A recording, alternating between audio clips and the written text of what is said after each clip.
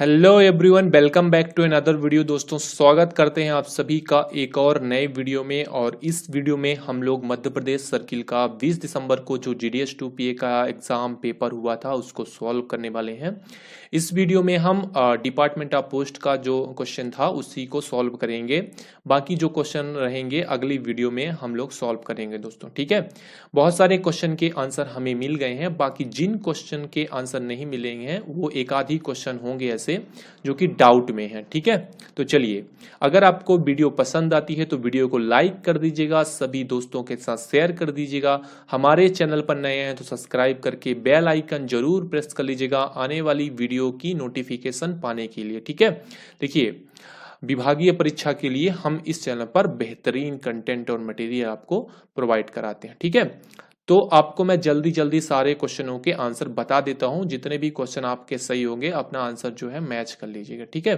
पहला क्वेश्चन था यूपीयू का फुल फॉर्म पूछा था, सी ऑप्शन करेक्ट था, यूनिवर्सल पोस्टल यूनियन। दूसरा हमारा क्वेश्चन था विदेश डाक में लेटर पोस्ट शब्द डाक लेखों के निम्नलिखित वर्गों पर लागू होता है, ठीक है। In the foreign post the term letter post applies to the following class of postal article. तो तीनों क्लास के आर्टिकल में लेटर पोस्ट जो है लागू होता है, डी ऑप्शन इसका करेक्ट था दोस्तों, ठीक है। देखिएगा, अगला हमारा क्वेश्चन है एक एरोग्राम की अधिकतम वजन सीमा क्या है। An aerogram should not weigh more than, ठीक है, 3 ग्राम से अधिक नहीं होना चाहिए एरोग्राम, ठीक है। तो ऑप्शन ए जो है करेक्ट था इसका, 3 ग्राम। बल्क बैग सिस्टम में एक बैग का न्यूनतम वजन कितना होता है। ऑप्शन डी करेक्ट था, 5 किलोग्राम। अगला हमारा क्वेश्चन था पोस्ट कार्ड से संबंधित गलत विकल्प को चिन्हित करें। 4 ऑप्शन दिए हुए हैं जो कि पोस्ट कार्ड से रिलेटेड हैं। जो ऑप्शन गलत था उसी ऑप्शन को टिक करना था, ठीक है। पहला दिया हुआ था पोस्ट कार्ड को काटना बदलना नहीं चाहिए, इसे बिना संलग्नक के भेजा जाना चाहिए। दूसरा था शर्तों के उल्लंघन पर इसे पत्र के रूप में माना जाता है, बिल्कुल ये भी सही है। भुगतान नहीं किए हुए और अपर्याप्त रूप से भुगतान किए हुए पोस्ट कार्ड पर दोहरी कमी के साथ भार लगाया जाता है, बिल्कुल तीनों ऑप्शन ऊपर के सही हैं, इसलिए डी ऑप्शन इसका करेक्ट हो जाएगा दोस्तों, ठीक है। वितरण के बाद राशि प्रेषक से वसूली जाती है, ये ऑप्शन जो है गलत था, इसलिए इस क्वेश्चन का आंसर जो है डी करेक्ट हो जाएगा। अगला हमारा क्वेश्चन है अंधसाहित पैकेट को विदेशों में वायु मार्ग से भेजने पर लगने वाला शुल्क क्या है, ठीक है। आप सभी को पता है कि अगर अंधसाहित पैकेट वायु मार्ग से भेज रहे हैं तो उस पर चार्ज वसूला जाता है, अन्यथा किसी भी कंडीशन में उससे चार्ज जो है नहीं वसूला जाता। तो जब वायु मार्ग से भेज रहे हैं तो किस टाइप के आर्टिकल का उसमें एयर सरचार्ज लगेगा। तो इसका बी ऑप्शन करेक्ट था दोस्तों, मुद्रित कागज पर लागू एयर अधिभार, ठीक है। जो मुद्रित कागज पर एयर सरचार्ज लिया जाता है वही अंधसाहित पैकेट पर एयर सरचार्ज लिया जाएगा, बी ऑप्शन करेक्ट था इसका, देखिएगा, है ना। इसके अलावा नेक्स्ट हमारा क्वेश्चन है the delivery of foreign article in the country of destination, ठीक है। गंतव्य के देश में एक विदेशी लेख की delivery varies from country to country, ठीक है। कोई भी आर्टिकल अगर विदेश में भेज रहे हो तो हर देश का अलग अलग उसका ट्रांजिट नॉर्म होता है ना। तो हर देश में बदलता रहता है, इसलिए इसका ऑप्शन ए जो है करेक्ट हो जाएगा, एक देश से दूसरे देश में बदलता रहता है, ठीक है। देखिएगा, अगला हमारा क्वेश्चन है दोस्तों फॉरेन पोस्ट के संबंध में एलसी शब्द का अर्थ डॉट डॉट से है, ठीक है। फॉरेन पोस्ट के संबंध में एलसी शब्द का अर्थ किससे है, ठीक है। पत्र कार्ड, पत्र श्रेणी, पत्र और कार्ड, बिल्कुल लेटर एंड कार्ड, ठीक है। देखिए, इसको शॉर्ट में एलसी बोलते हैं जिसका मतलब होता है लेटर एंड कार्ड, है ना। इसका ऑप्शन सी जो है करेक्ट हो जाएगा। पोस्ट ऑफिस गाइड पार्ट 2 में आपको ये सवाल का आंसर जो है मिल जाएगा दोस्तों, ठीक है। देखिए, what is maximum weight limit of packet literature for the blind meant for foreign country. सभी को पता है अंध साहित्य पैकेट मैक्सिमम 7 किलो तक भेजा जाता है, बहुत ही इजी सवाल था, सी ऑप्शन इसका करेक्ट था। भारत किस वर्ष में अपू में शामिल हुआ, ठीक है, एशियन पैसिफिक पोस्टल यूनियन। तो भारत जो है 1973 में अपू ज्वाइन किया था, इसका बी ऑप्शन करेक्ट हो जाएगा, ये भी आपको मिल जाएगा पोस्ट ऑफिस गाइड पार्ट 2 में, ठीक है। अगला हमारा सवाल आईटी से रिलेटेड था, एनआई का पूर्ण रूप क्या है, ठीक है। तो इसका सही ऑप्शन हो जाएगा दोस्तों नेटवर्क इंटीग्रेटर, ठीक है, नेटवर्क इंटीग्रेटर इसका सही ऑप्शन हो जाएगा, बी आंसर इसका सही है दोस्तों, ठीक है। चलिए नेक्स्ट सवाल में चलते हैं। आईटी आधुनिकीकरण परियोजना 2012 का वह जिसने परियोजनाओं के कार्यान्वयन के बाद विभाग के काम में पूर्ण परिवर्तन के लिए कार्य बल तैयार किया। ठीक है, तो जिस टाइप के ऑप्शन दिए हुए हैं इसमें, तो वित्तीय सेवा इंटीग्रेटर FSI है ना, ये भी बाद में आया, 2012 के बाद आया था। CSI भी 12 के बाद ही आया था। डाटा सेंटर फैकल्टी भी 12 के बाद आया था, इसलिए इसका ऑप्शन ए करेक्ट हो जाएगा। परिवर्तन प्रबंधन जो है 2012 में हुआ था दोस्तों। ठीक है, चेंज मैनेजमेंट, तो ऑप्शन ए करेक्ट हो जाएगा। अगला सवाल में चलते हैं दोस्तों। वित्तीय सेवा इंटीग्रेटर FSI निम्नलिखित में से किसके लिए समाधान प्रदान करता है? तो ठीक है, तो इसका करेक्ट आंसर हो जाएगा core banking and core insurance. ठीक है, तो सी ऑप्शन करेक्ट हो जाएगा। कोर बैंकिंग के लिए भी फैसिलिटी प्रदान करता है और कोर बीमा के लिए भी फैसिलिटी प्रदान करता है, इसलिए इसका आंसर सी करेक्ट हो जाएगा। ए, बोथ ए एंड बी। ठीक है, चलिए अगले सवाल में चलते हैं। कोर सिस्टम इंटीग्रेटर इसके लिए समाधान प्रदान करता है मेल ऑपरेशन, है ना, finance and account, human resource, all the above. ठीक है, अभी FSI की बात कर रहे थे, अभी नेक्स्ट सवाल में CSI के बारे में पूछा है। ठीक है, तो CSI जो है आपको मेल ऑपरेशन भी देता है, फाइनेंस एंड अकाउंट भी देता है, आपको ह्यूमन रिसोर्स से संबंधित फैसिलिटी प्रदान करता है, तो इसलिए इसका ऑप्शन डी जो है करेक्ट हो जाएगा, ऑल द एबव। ठीक है, नेक्स्ट सवाल में आपसे पूछा था DPMS का पूर्ण रूप, इसका करेक्ट आंसर हो जाएगा दोस्तों delivery and postman management system, है ना। ऑप्शन ए करेक्ट हो जाएगा। अपना आंसर जो है मैच कर लीजिएगा। IT आधुनिकीकरण परियोजना के उद्देश्य क्या है? ठीक है, सशक्त ग्रामीण, मार्केट शेयर और राजस्व बढ़ाएं, नए उत्पाद और सेवाएं प्रदान करते हैं, उपरोक्त सभी। तो इसका डी ऑप्शन करेक्ट हो जाएगा, है ना। चलिए नेक्स्ट सवाल में चलते हैं। डेटा सेंटर सुविधा का प्रदाता कौन है? इसका सही आंसर हो जाएगा रिलायंस, है ना। बी ऑप्शन करेक्ट हो जाएगा दोस्तों। अपना आंसर जो है मैच कर लीजिएगा। इसके अलावा दोस्तों जितने भी नंबर आते हैं आप हमें कमेंट में जरूर बताइएगा। अभी इस वीडियो में हम लोग केवल DOP के क्वेश्चन सॉल्व करने वाले हैं। ठीक है, अभी जिस क्वेश्चन में आपको डाउट होगा उसका भी आप कमेंट कर सकते हैं। ठीक है, नेक्स्ट सवाल में चलते हैं। किस नेटवर्क के तहत डाकघरों में नेटवर्क किया गया है? तो इसका सही आंसर हो जाएगा वाइड एरिया नेटवर्क। ठीक है, बैन, है ना, वाइड एरिया नेटवर्क। चलिए फ्रेंड्स नेक्स्ट सवाल में चलते हैं। Question number 19। ठीक है, क्या पूछा है यहाँ पे? विच वन इज इनकरेक्ट, कौन सा विस्तृत रूप गलत है? ठीक है, आपको फुल फॉर्म दिए हुए हैं CEPT, ये भी सही है। ठीक है, बी वाला ऑप्शन इसमें गलत था, UPS का जो फुल फॉर्म दिया था वो गलत था ना, इसलिए इसका ऑप्शन बी जो है करेक्ट हो जाएगा। दर्पण का फुल फॉर्म भी इसमें करेक्ट दिया था दोस्तों, आप लोग मैच कर लीजिएगा। ठीक है, चलिए अगले क्वेश्चन में चलते हैं। कोर बैंकिंग सोल्यूशन CBS में 16 निम्नलिखित है। ठीक है, तो देखिए इसका सही आंसर हो जाएगा सर्विस आउटलेट, सी ऑप्शन इसका करेक्ट हो जाएगा दोस्तों। ठीक है, चलिए स्पीड पोस्ट बुकिंग की अधिकतम वजन सीमा क्या है? बहुत ही इजी क्वेश्चन है। मैंने तो अपनी वीडियो में, प्रोडक्ट एंड सर्विस की वीडियो में कई बार इस चीज का डिस्कस किया है दोस्तों। ठीक है, देखिए अगर मेरा आपने प्रोडक्ट एंड सर्विस का वीडियो नहीं देखा, उस वीडियो को जरूर जाके देखिए, बहुत ही इंपॉर्टेंट वीडियो है। ठीक है, ऑप्शन ए जो है करेक्ट हो जाएगा। दूसरा क्वेश्चन था प्रोडक्ट एंड सर्विस से एकल से संयुक्त खाते या इसके विपरीत रूपांतरण, conversion of single to joint account और वाइस वर्सा। ठीक है, बिल्कुल अनुमति है। ऑप्शन ए इसका करेक्ट हो जाएगा। किसी भी सिंगल को ज्वाइंट में, ज्वाइंट को सिंगल में कन्वर्ट किया जा सकता है। ठीक है, देखिए नेक्स्ट सवाल में चलते हैं। राष्ट्रीय बचत समय जमा खाता TD न्यूनतम 1000 से और 100 के गुणांक में खोला जाएगा, सी ऑप्शन करेक्ट हो जाएगा। इजी क्वेश्चन था। देखिए सुकन्या समृद्धि से निकासी के बारे में कौन सा सही है? ठीक है, कौन सा सही है?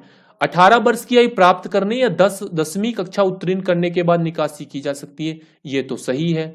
पूर्ववर्ती वित्तीय वर्ष के अंत में उपलब्ध शेष राशि का 50% तक आहरण किया जाता है, ये भी सही है। निकासी एक मुश्त या किस्तों में हो सकती है, प्रति वर्ष एक किस्त से अधिक नहीं। ठीक है, तो सारे ही ऑप्शन सही है, इसलिए इसका ऑप्शन डी करेक्ट हो जाएगा।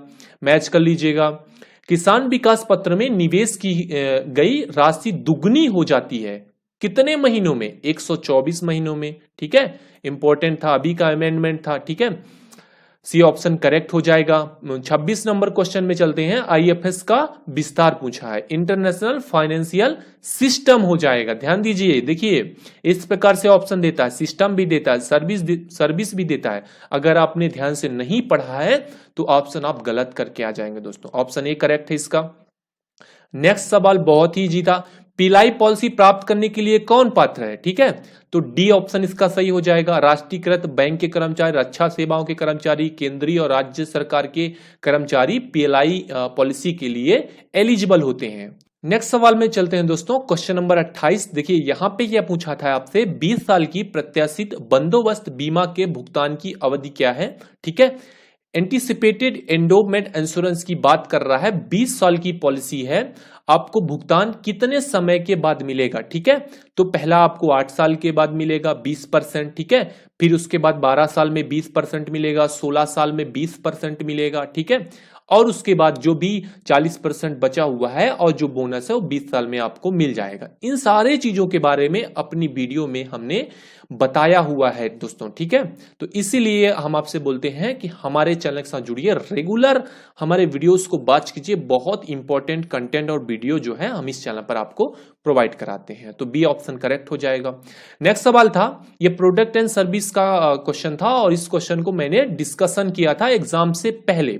इंडिया पोस्ट संभावित ग्राहकों तक पहुंचने के लिए भारतीय कारपोरेट और सरकारी संगठनों की मदद करने के लिए एक अद्वितीय विज्ञापन अवधारणा, सीधा सीधा कहें तो इंडिया पोस्ट जो है विज्ञापन की सुविधा प्रदान करता है, वो किस पोस्ट के अंतर्गत आती है? तो इसका करेक्ट आंसर हो जाएगा मीडिया पोस्ट, ठीक है। जैसे कि पासबुक हो गया, मनी ऑर्डर फॉर्म हो गया, यहाँ पे गवर्नमेंट, ठीक है, अपना जो है किसी प्रकार का विज्ञापन करना चाहता है तो कर सकता है। इंडिया पोस्ट ये फैसिलिटी जो है अपने कस्टमर को प्रदान करता है।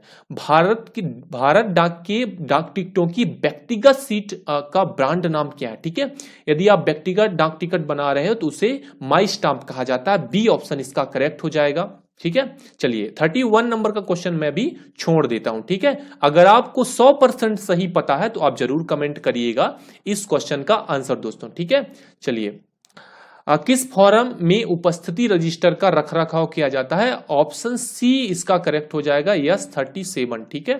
चलिए नेक्स्ट सवाल में चलते हैं। एनएससी और केबीपी को पासबुक प्रारूप आकार में जारी किया जाता है, ठीक है।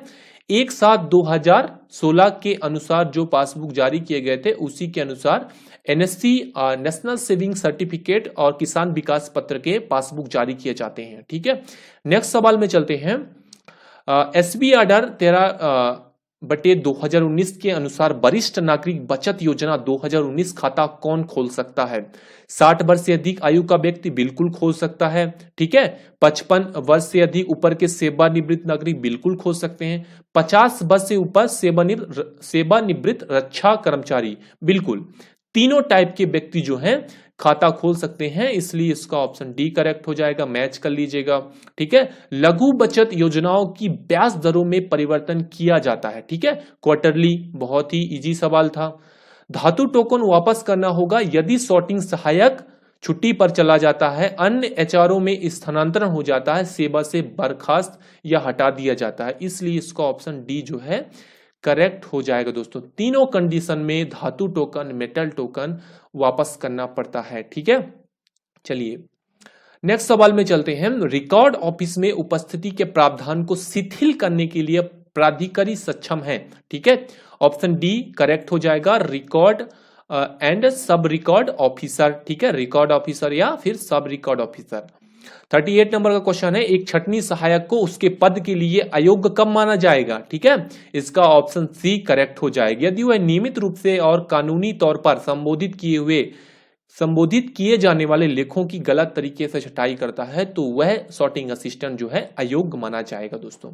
सी ऑप्शन इसका करेक्ट हो जाएगा। चलिए 39 नंबर का क्वेश्चन डिस्कस नहीं करेंगे, डाउट में है, ठीक है। आपसे अगर 100% पता बनता है तो आप हमें कमेंट जरूर कीजिएगा।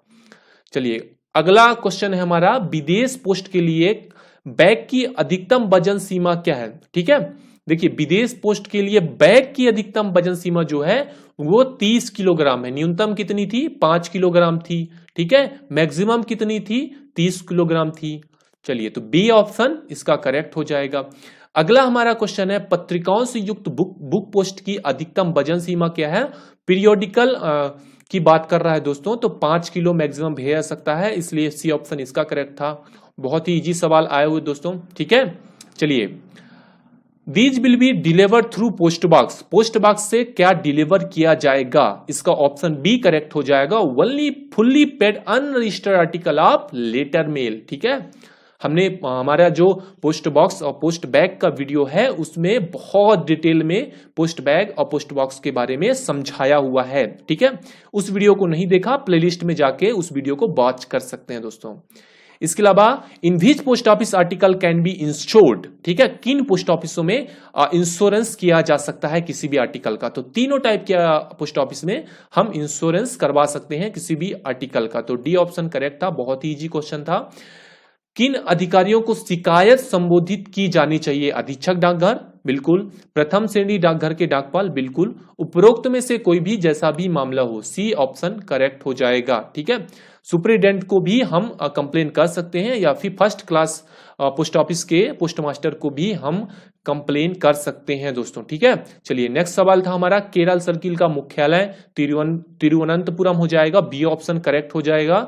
इसके अलावा अगला हमारा सवाल था, किस मामले में पंजीकरण अनिवार्य है? बहुत बार इस क्वेश्चन को हमने डिस्कशन किया है दोस्तों, तो सी नहीं, इसका डी ऑप्शन करेक्ट हो जाएगा, ठीक है। चलिए, नेक्स्ट सवाल में चलते हैं, किस मामले में कोई मुआवजा दे नहीं होगा? ठीक है, इसका ऑप्शन डी करेक्ट होगा, है ना। चलिए, पढ़ लेते हैं ऑप्शन को। प्रेषक की गलती या लापरवाही के कारण कोई नुकसान या क्षति हुआ है, उस कंडीशन में आपको कंपनसेशन नहीं दिया जाएगा। डाक से संचरण हेतु निषिद्ध कोई प्रोहिबिटेड आर्टिकल आपने भेज दिया है, उस कंडीशन में आपको कोई कंपनसेशन नहीं दिया जाएगा। उस मामले में क्षति के लिए जिसमें पंजीकृत लेख की तरल या खराब होने वाले लेख या साधारण रूप से नाजुक प्रकृति के लेख है, ठीक है। कोई आपने लिक्विड भेज दिया, उस कंडीशन में भी, जो कि बहुत ज्यादा उसका चांसेस है नष्ट होने का, उस कंडीशन में भी आपको कोई भी कंपनसेशन नहीं दिया जाएगा। इन तीनों कंडीशन में नहीं दिया जाएगा, इसलिए इसका आंसर डी जो है करेक्ट हो जाएगा। ऐसा धनादेश जो ना तो प्राप्तकर्ता को दिया जा सकता और न ही रकम भेजने वाले को, उन्हें कहा जाएगा, ठीक है, उसे वॉइड मनी ऑर्डर कहा जाता है दोस्तों। आपने अगर नहीं पढ़ा है तो आप सेक्शन 5 देखिएगा, पोस्ट ऑफिस गाइड पार्ट 1 में, वहां पे आपको मिल जाएगा, ठीक है। क्वेश्चन नंबर 49, पत्र डाक के पूर्व में भुगतान नहीं किए गए पत्रों के वितरण के समय क्या वसूल किया जाएगा? बहुत ही अच्छा सवाल था दोस्तों। यदि कोई लेटर आपने पोस्ट किया है, अनपेड है, तो जब उसे डिलीवर किया जाएगा तो डबल द पोस्टेज चार्ज किया जाएगा, बी ऑप्शन करेक्ट था, ठीक है। चलिए, क्वेश्चन नंबर 50, ठीक है, डाउट में है, ऐसा भी हो सकता है कि आपको बोनस अंक मिल जाए, ठीक है।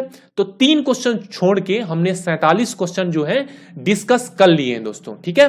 अब आपके 47 में कितने नंबर आ रहे हैं हमें कमेंट में बताइएगा। अगले 50 क्वेश्चन हम कुछ ही देर में हम डालेंगे, ठीक है।